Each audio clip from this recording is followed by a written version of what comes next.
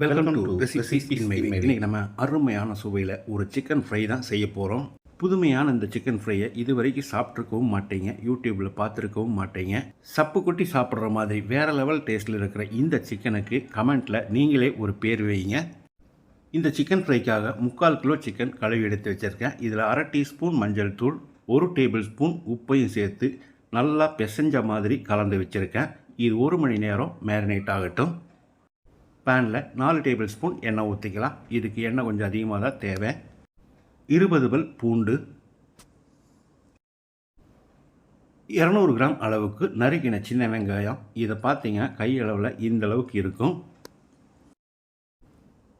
4 வரமிளகாய், 4 காஷ்மீரி வரமிளகாய். இது இல்லைன்னா 8 வரமிளகாய் சேர்த்துக்கோங்க, ஏன்னா இதில் காரம் கொஞ்சம் கம்மி தான். அல்லது உங்கள் வீட்டில் இருக்கிற மிளகாயோட காரத்துக்கு தகுந்த மாதிரி நீங்கள் மிளகாய் சேர்த்துக்கோங்க. ஒரு கொத்து கறிவேப்பிலை. இந்த வெங்காயம் நல்லா ஃப்ரை ஆகணும், அப்போ தான் டேஸ்ட் நல்லாயிருக்கும். இதில் ஒரு சின்ன நெல்லிக்காய் அளவு புளியையும் போட்டு வதக்கிடலாம். இந்த சிக்கனில் நம்ம தக்காளி சேர்க்க போகிறதில்ல, அதனால தான் புளி கொஞ்சமாக சேர்த்துருக்கேன். நல்லா செவக்கிற அளவுக்கு வதங்கிருச்சு. இப்போ இந்த வெங்காயம், மிளகாய், பூண்டு இதை எல்லாத்தையும் நம்ம எண்ணெய் இல்லாத அளவுக்கு புளிஞ்சு எடுத்துக்கலாம்.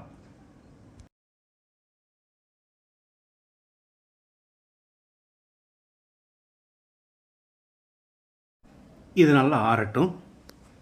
மீதி இருக்கிற அதே எண்ணெயில் நம்ம மேரினேட் பண்ணி வச்சுருந்த சிக்கனை போட்டு ஒரு 2-3 நிமிஷம் நல்லா ஃப்ரை பண்ணணும்.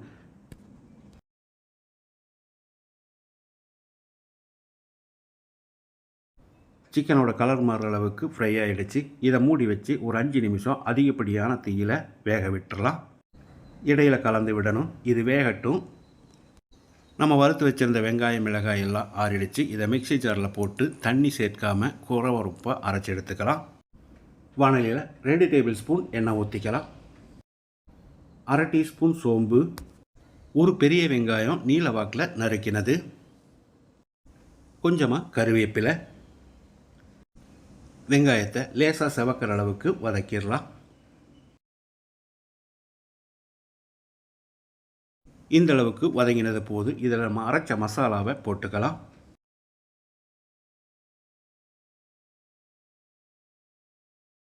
ஒரு 10-20 செகண்ட் நல்லா கலந்து விடணும். இப்போ ஸ்டவ்வில் தீயை குறைச்சி வச்சு 2 டீஸ்பூன் மல்லித்தூள், 1 டீஸ்பூன் சீரகத்தூள் போட்டுக்கலாம். நீங்கள் விருப்பப்பட்டால் ஒரு 1/2 டீஸ்பூன் கரம் மசாலா சேர்த்துக்கோங்க. ஒரு 10-20 செகண்ட் இதை பெரட்டி விட்டுறலாம்.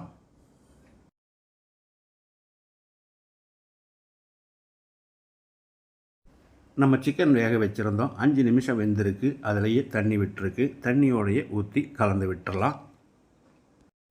சிக்கனில் மசாலா பிடிக்கிற மாதிரி 1 நிமிஷம் நல்லா கலந்து விடணும். இந்த ஸ்டேஜில் உப்பு சரி பார்த்து போட்டுக்கோங்க. குறைஞ்ச தீயில் ஒரு 10 நிமிஷம் இது வேகட்டும். மூடி வச்சிடலாம். இடையில் அடிக்கடி கலந்து விடணும். 10 நிமிஷம் மூடி வச்சு வேக விட்டுருந்தோம். சிக்கன் எந்த அளவுக்கு மிருதுவாக வெந்திருக்குதுன்னு பாருங்கள். 1 மணி நேரம் நம்ம மேரினேட் பண்ணியிருந்ததால் சிக்கன் நல்லா வெந்திருக்கு. இப்போ இதில் பொடியாக நறுக்கின மல்லி இலையை போட்டு கலந்து விட்டு இறக்கிடலாம்.